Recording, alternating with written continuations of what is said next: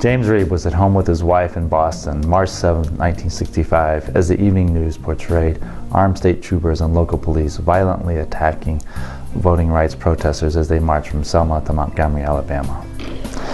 This attack, which is often referred to as Bloody Sunday, led Dr. Martin Luther King Jr. to issue a request that clergy members of all races and denominations from all around the country go to Selma to stand up and protest against the brutality of Jim Crow segregation. Our city and our county has been subjected to the greatest pressures I think any community in the country has had to withstand. We've had in our area here outside agitation groups of all levels. We've had Martin Luther King. We have had... It's time for us to say to these men that if you don't do something about it, we will have no alternative but to engage in broader and more drastic forms of civil disobedience in order to bring the attention of the nation to this whole issue in Selma, Alabama. Reeb was aware of the danger involved in answering the call of Dr. King. He decided in the afternoon on Monday that he needed to go to Selma to join the protests. James Reeb's life mission was to help the less fortunate and to promote peace and tolerance. He was a Unitarian minister and also worked for the American Friends Service Committee, a longtime advocate for social justice. Reeb left his wife and 4 children at home and headed south on a late-night flight for what was intended to only be a short trip. Unfortunately, Reeb would never make it home again.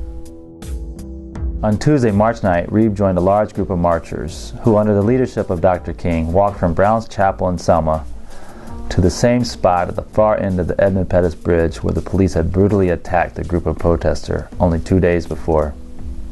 After holding a prayer service at the site of the attack, the marchers turned around and returned to the chapel.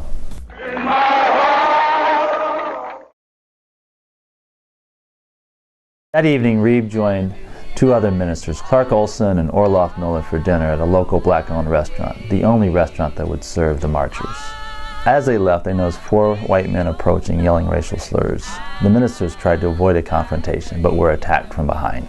Reeb was hit on the side of the head with a club, knocking him to the ground. He suffered a severely fractured skull and massive brain damage. His injuries proved to be fatal. The other ministers were punched and kicked, but they averted serious injury. After being kept alive by life support for 2 days, Reeb passed away on the evening of March 11th. The 4 men who attacked Reeb and the other ministers were arrested by the local sheriff the day after the attack on charges of assault with the intent to commit murder. After Reeb died, the charges were changed to murder.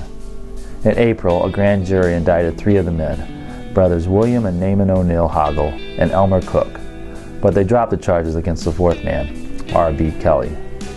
At the end of their trial in December 1965, all 3 men were found not guilty by an all-white jury, despite the testimony of Clark Olson and Orloff Miller. The death of James Reeb brought national attention to the voting rights struggle. While many white Americans ignored the violence against countless black citizens, the killing of a white minister from the North was viewed as unacceptable. Even President Lyndon Johnson got involved by arranging flights to and from Selma for Reeb's wife and father, and by going before Congress in a televised address 4 days after Reeb's death to call for a strengthened voting rights bill. In this address, President Johnson used the civil rights phrase, "We shall overcome." And we shall overcome.